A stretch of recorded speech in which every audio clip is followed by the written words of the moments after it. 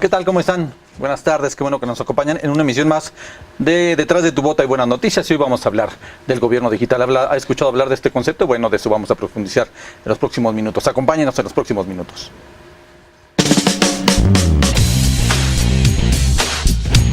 El Instituto Electoral del Estado de México presenta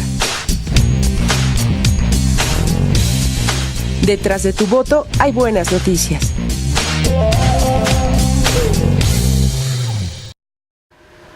Qué bueno que sigue con nosotros, le damos otra vez la bienvenida.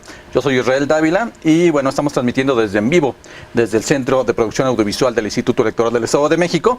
Le invitamos a que se quede con nosotros, y también a que se ponga en contacto a través de las diferentes vías y que conozca también las actividades que hay del Instituto Electoral del Estado de México a través de las páginas web del instituto, que es www.iem.org.mx, el teléfono es 01800-712-4336, también en la cuenta de Facebook, que es IEM Oficial, y en Twitter, que es @IEM-MX, perdóname. Bueno, vamos a platicar en esta emisión de Detrás de tu Voto hay buenas noticias del gobierno digital. ¿Has escuchado hablar de este concepto? Desde hace ya algunos años se viene hablando de lo que es el gobierno digital, el gobierno abierto y de lo que son las tecnologías de la información y de la comunicación. Y para hablarnos también de este tema, pues bueno, invitamos al doctor en Derecho Irán Raúl Pieña Livián, a quien le damos la bienvenida. Muchísimas gracias Israel, muy buenos días. Es un placer estar aquí con ustedes para poder efectivamente compartir las visiones y los conceptos que se entretejen y entrelazan al gobierno electrónico, al gobierno digital y al gobierno abierto. Ya para empezar de lleno en lo que es este tema, ya hemos venido escuchando gobierno digital, gobierno abierto, tecnologías de la información y la comunicación. ¿Qué son estos conceptos? ¿Qué significan? Bien, habría primeramente que establecer que para la existencia tanto del gobierno electrónico, del gobierno digital, así como de los servicios que nos presta, ahora tú que iniciabas la transmisión, invitabas a todos los televidentes a través del canal del instituto para que puedan tener contacto e interacción a través de sus redes sociales como Facebook, Twitter e incluso YouTube. En este caso es necesaria primeramente la existencia de una serie de tecnologías que permitan que el ciudadano, que las personas podamos interactuar entre nosotros. De manera puntual, el comercio electrónico es un sustento a través del cual las tecnologías de la información inclusive vinieron a revolucionar la forma de hacer negocios. Hoy en día ya es prácticamente imposible dejar de considerar una opción en el llamado comercio electrónico, el comercio en línea, para poder ofertar bienes, productos o incluso ofrecer algún servicio. Y en este sentido, el concepto de comercio electrónico como una forma novedosa de hacer negocios y sobre todo de hacer negocios en línea, es una base que junto con las tecnologías de la información y la comunicación posibilitan la existencia del gobierno electrónico.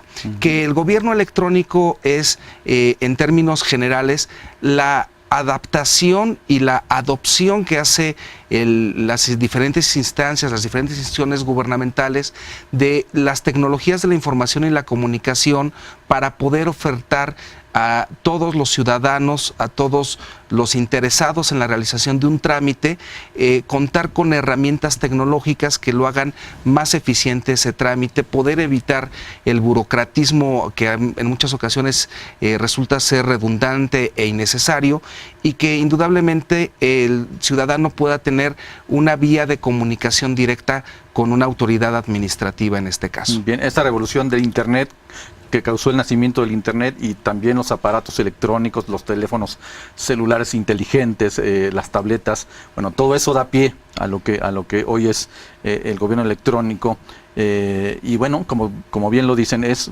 para ofertar servicios, facilitar también algunos trámites, ¿no?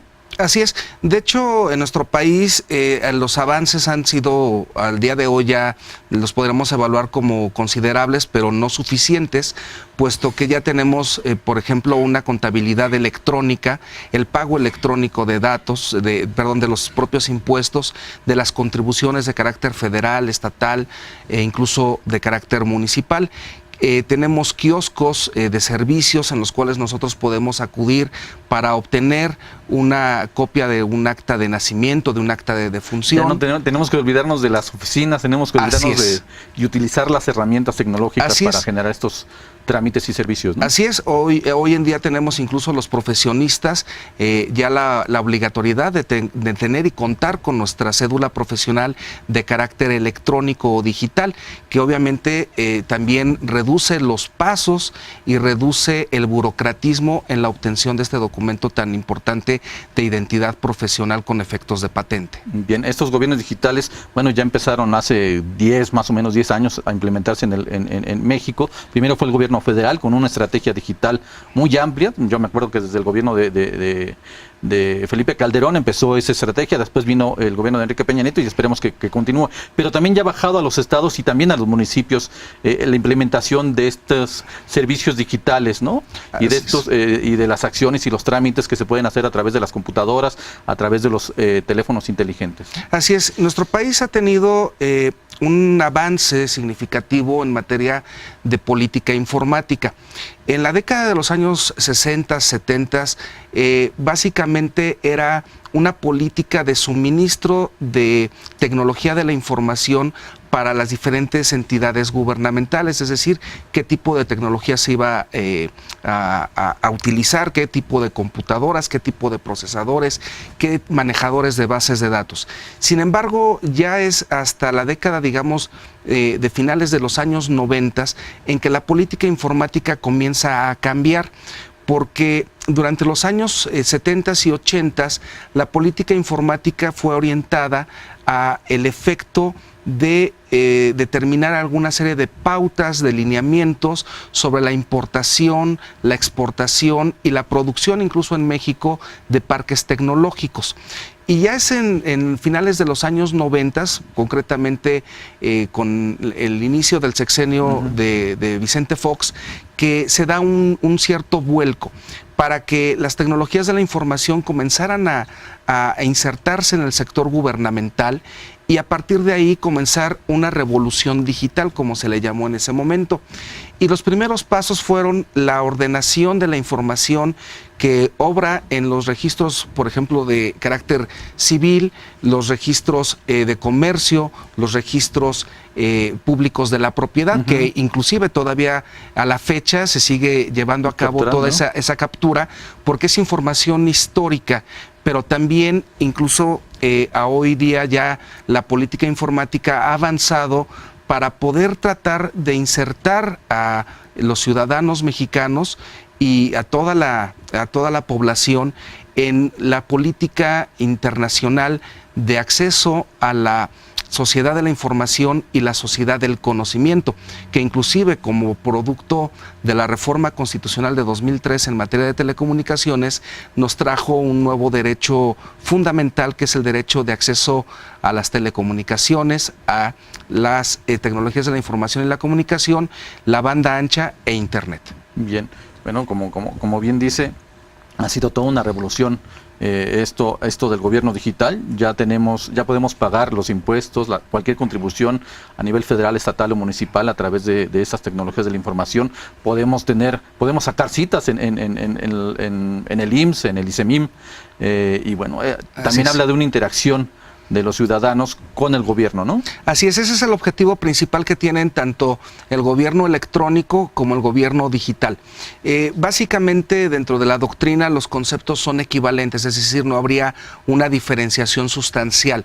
Sin embargo, en la práctica, el gobierno electrónico es simplemente la automatización que se hace de un procedimiento, de un proceso de carácter administrativo para hacerlo, en lugar de formato papel, hacerlo ahora en un formato electrónico. Y en el soporte del gobierno digital es la interacción que tiene la entidad pública, por ejemplo el Instituto Electoral, con todos los electores y con todos los interesados en los temas electorales a través, por ejemplo, de sus redes sociales y sus diferentes vías de comunicación digital. Bien, antes me hablabas rápidamente de la base legal de estos gobiernos electrónicos. Y de un derecho ya que tienen los ciudadanos. Abúndame más sobre el tema. Sí, de hecho es un derecho novedoso, el derecho de acceso a las tecnologías de la información y la comunicación, incluido a la banda ancha e internet, que deriva precisamente de la reforma constitucional en 2013 en materia de telecomunicaciones, que este es un derecho que se venía pugnando dentro del ámbito académico y sobre todo también de los cibernautas, inclusive algunas propuestas de declaración de derechos humanos en el ciberespacio, es decir, en todo ese entorno digital, electrónico que conlleva la utilización por ejemplo, de medios como Internet, que indudablemente buscan la masificación bajo una perspectiva de políticas públicas de informatización de la sociedad, es decir, el poder llevar a más mexicanos y a más lugares de nuestro territorio nacional este tipo de tecnologías, no solamente en el ámbito gubernamental, sino también implica una incidencia en temas como la salud, en temas inclusive de carácter electoral. Ahí pasa muy tangencialmente, podríamos rápidamente hablar de los sistemas de voto electrónico que todavía en algunos estados de la República están en etapa de prueba y algunos otros todavía lo ven con cierta reticencia, ¿no?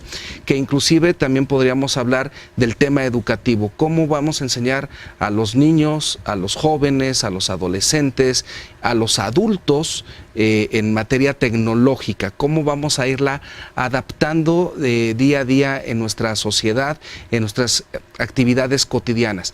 Y obviamente el paso o la aspiración que se busca es no solamente contar con una sociedad de la información, en donde tengamos acceso a información, acceso a las tecnologías, sino llegar a un sitial distinto que es la sociedad del conocimiento, en donde cada uno de nosotros con esa información podamos tomar decisiones que permitan la trascendencia en nuestra vida. Bueno, pues vamos a la primera pausa, al primer corte de este programa. Vamos a seguir hablando de lo que son estas tecnologías de la información y de la comunicación, del gobierno abierto, que no hemos hablado, de la rendición de cuentas y también de la participación ciudadana. Bueno, vamos a hacer una pequeña pausa y volvemos.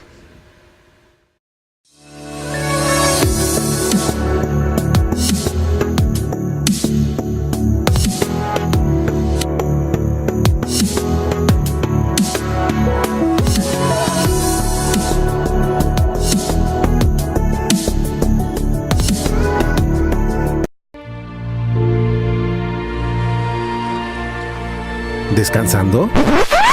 No, en el IEM seguimos trabajando, porque promover la igualdad, el diálogo y la participación ciudadana es un compromiso de todos los días. Fomentamos la cultura política y la educación cívica.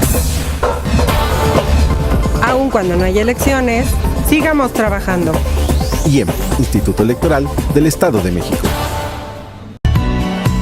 ¿Sabes qué es la participación ciudadana? Entérate y participa. El Instituto Electoral del Estado de México invita a la ciudadanía en general, académicos, investigadores, servidores público-electorales, instituciones políticas y estudiantes al primer Congreso Estatal de Participación Ciudadana. No te quedes fuera, realiza tu registro y aparta tu lugar. La cita es este 4 y 5 de octubre en el Radisson Hotel del Rey en la ciudad de Toluca. Si estás interesado, infórmate en www.ieem.org.mx o marca al 01800-712-4336. Sigamos trabajando por la participación. IEM, Instituto Electoral del Estado de México.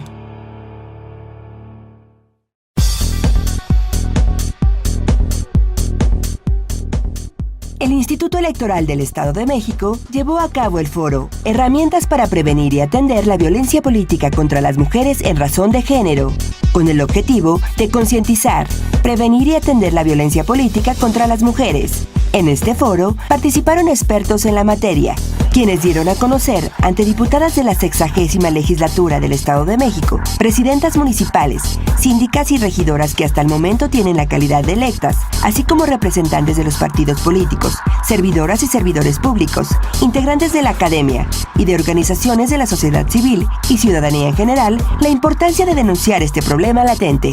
Con estas actividades se busca promover y fortalecer la participación de las mujeres en espacios de toma de decisión en el ámbito político.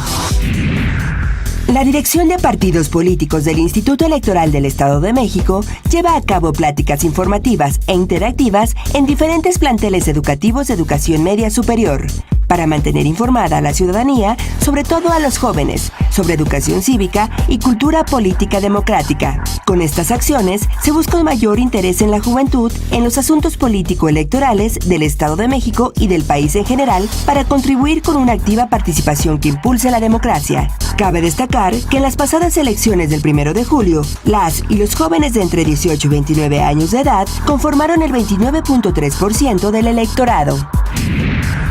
En la página electrónica del Instituto Electoral del Estado de México, www.ieem.org.mx, se publicaron los folios de 2 estudiantes universitarios que participarán en la final del 4º concurso de debate IEM 2018, la cual se realizará el viernes 28 de septiembre del año en curso. Al igual que en la etapa eliminatoria, el jurado calificador evaluará el conocimiento del tema y exposición de puntos relevantes, comunicación verbal y corporal, estructura de la exposición, el correcto uso del tiempo, improvisación, argumentación y contraargumentación de cada uno de los debatientes, por lo que se premiará a los 5 debatientes mejor calificados. El concurso de debate tiene el objetivo de brindar a estudiantes de nivel superior interesados en el desarrollo político del Estado un espacio de libre expresión para argumentar y defender su postura sobre temas de cultura político-democrática y educación cívica. El pasado 24 de septiembre se llevaron a cabo sesiones ordinarias en 71 consejos municipales electorales, que tienen medios de impugnación que aún no han sido resueltos por la autoridad jurisdiccional correspondiente. Asimismo, 2 consejos distritales electorales y 1 municipal, cuyas impugnaciones interpuestas fueron ya resueltas, realizaron su sesión ordinaria de clausura. Algunos de los puntos tratados en las sesiones refirieron a los informes de actividades correspondientes a septiembre y a la presentación oportuna de la declaración de situación patrimonial por conclusión de encargo y la clausura de los trabajos.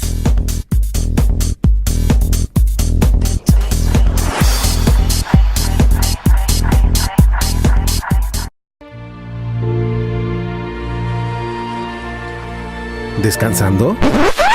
No, en el IEM seguimos trabajando, porque promover la igualdad, el diálogo y la participación ciudadana es un compromiso de todos los días. Fomentamos la cultura política y la educación cívica. Aun cuando no haya elecciones, sigamos trabajando. IEM, Instituto Electoral del Estado de México.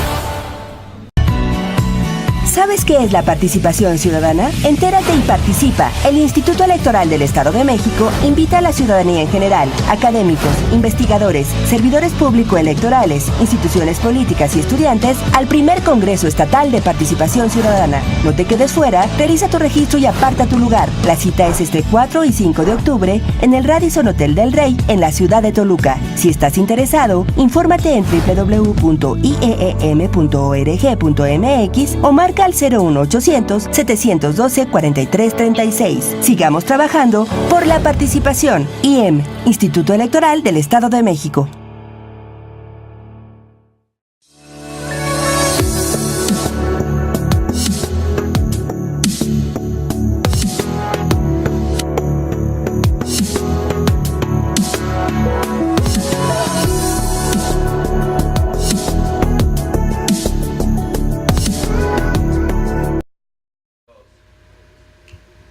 Estamos de vuelta en Detrás de tu Voto y Buenas Noticias. Le reitero nuestras vías de contacto para que sigan las actividades del Instituto Electoral del Estado de México en la página web, que es www.iem.org.mx.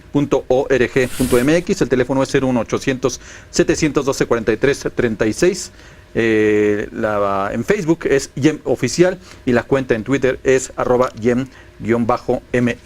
Bueno, estamos hablando de gobierno digital, de las tecnologías de la información y comunicación, y bueno, vamos a hablar de lo que es el gobierno abierto.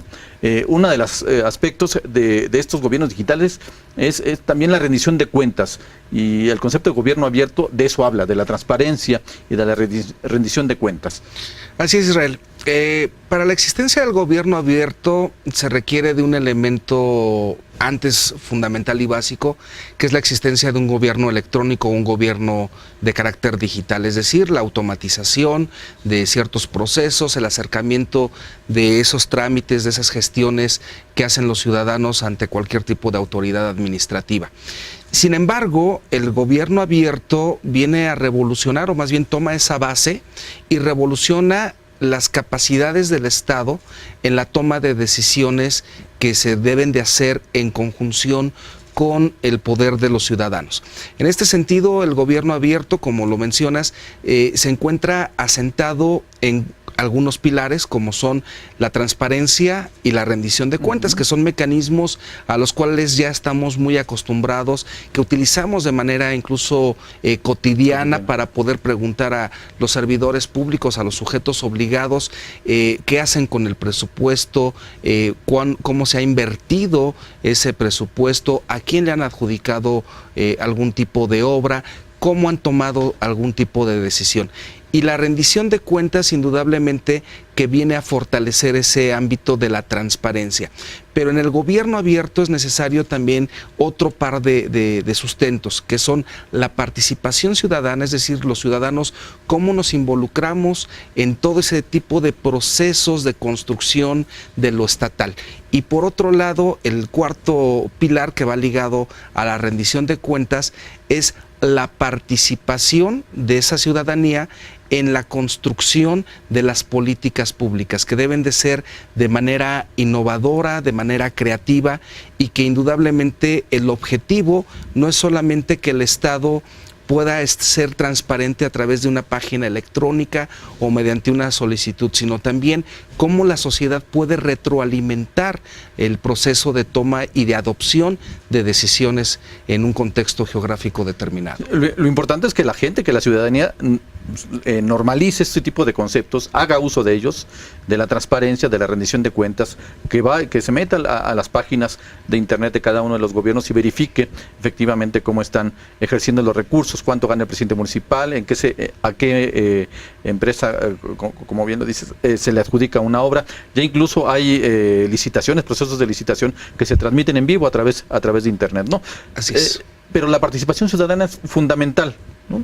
Sí, el papel que tiene la ciudadanía en la construcción de estos conceptos y sobre todo de hacerlos suyos, indudablemente que va a incidir en una mejor calidad de los procesos democráticos, porque la democracia no solamente es un concepto de carácter gubernamental o orientado hacia el proceso electoral, sino más bien a un tipo de vida, a un estilo en el cual los ciudadanos debemos actuar en libertad, pero también siendo responsables del ejercicio de esos derechos, de las libertades y sobre todo asumiendo nuestras obligaciones. Y una de esas obligaciones, pues indudablemente, es el involucrarnos en las cuestiones públicas. ¿Y los gobiernos, ven voluntad de los gobiernos en abrir su toma de decisiones a la participación ciudadana? Indudablemente que el proceso, y lo comentábamos antes en el corte, que hay procesos que de alguna u otra manera ya los hemos adoptado y los hemos hecho nuestros.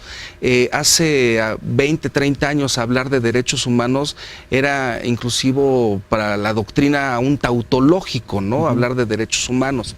E inclusive hace 10 hablar del tema de la transparencia y de la rendición de cuentas eran temas que se veían con mucha reticencia por parte del servidor eran público. Muy ajenos, ¿no? Muy ajenos, ¿no? Era desnudar al Estado, pero no es desnudar al Estado, es simplemente hacer al Estado transparente, hacer al Estado responsable y sobre todo a los sujetos obligados y a los servidores públicos a tener un actuar ético, un actuar correcto, un modo de actuar honesto frente al ciudadano y que indudablemente puedan ver siempre con la frente en alto a cualquier tipo de responsabilidad. Como bien lo dicen, ya adoptamos los ciudadanos los términos de derechos humanos, ya los ejercemos los derechos humanos, ya ejercemos también la transparencia, ahora falta ejercer un poco más de la participación social, de la participación ciudadana en la toma de decisiones, ¿no? Exactamente, y son procesos que se van construyendo día a día y en lo cual, pues bueno, indudablemente el Instituto Electoral con esta participación que nos da todas las emisiones de este programa que se denomina Detrás de tu voto, pues indudablemente es un espacio propicio para la construcción de ciudadanía, pero también para fortalecer los procesos democráticos. Bien, sí, como bien dice, la participación ciudadana no se agota con el voto. Uno tiene que participar, tiene que involucrarse en el quehacer de sus gobiernos, verificarlos, checarlos, estar atentos de lo que hacen y de involucrarse en las decisiones que se deben de tomar. Ya algunos ayuntamientos, yo recuerdo, por ejemplo, el de Metepec, está poniendo en consideración una parte de su presupuesto, le pregunta a la sociedad qué se quiere hacer o qué se debe hacer con ese porcentaje del presupuesto, ¿no? Y en esa toma de decisiones, en ese involucramiento de la sociedad también hay una responsabilidad que nos toca asumir como ciudadanos. Así es, en los presupuestos participativos, indudablemente que la toma de decisiones no le corresponde directamente a la autoridad, sino que le corresponde también al ciudadano involucrarse, hacer propuestas y de manera conjunta decidir, y es parte del gobierno abierto, parte de esa necesidad en donde no solamente el titular de la figura ejecutiva o administrativa es el todopoderoso o el omnipotente, el omnisapiente, el infalible, sino que también el ciudadano requiere de darle su opinión, pero también de orientar su decisión. Está bien. Bueno, vamos a la cápsula de cultura colectiva que preparó el Instituto Electoral y regresamos para la despedida.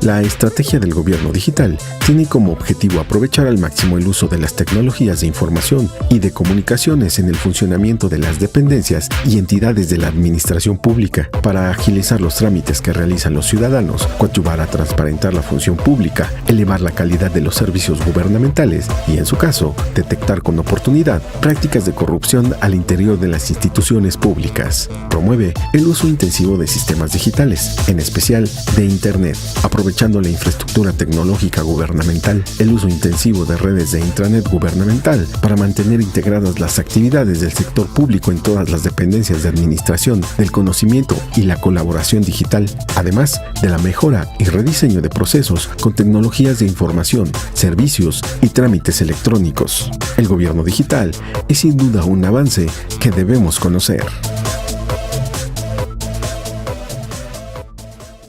Bueno, con la explicación que nos ha dado hoy el doctor Irán Raúl Piña Livián, pues ya más o menos sabemos de lo que se trata el gobierno digital, el gobierno abierto.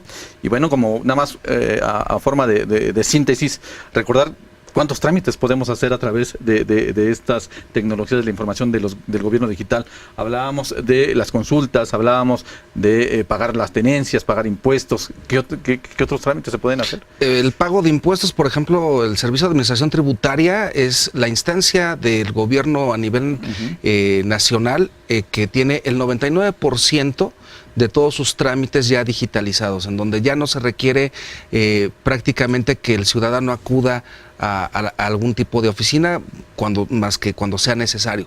Sin embargo, pues si los tratáramos de enumerar, pues sería una tarea muy titánica, pero prácticamente la mayoría de los trámites se pueden hacer desde el registro civil, la obtención de una acta de nacimiento, de un acta de defunción, la obtención de la clave única del registro de población, la CURP, la consulta para determinar si yo estoy afiliado o no a algún partido político, exacto, ya sea con o sin mi consentimiento, que obviamente hay casos que no se ha dado el consentimiento de algún ciudadano y aparezco ahí registrado, inclusive para la toma de decisiones de los procesos electorales en las candidaturas independientes.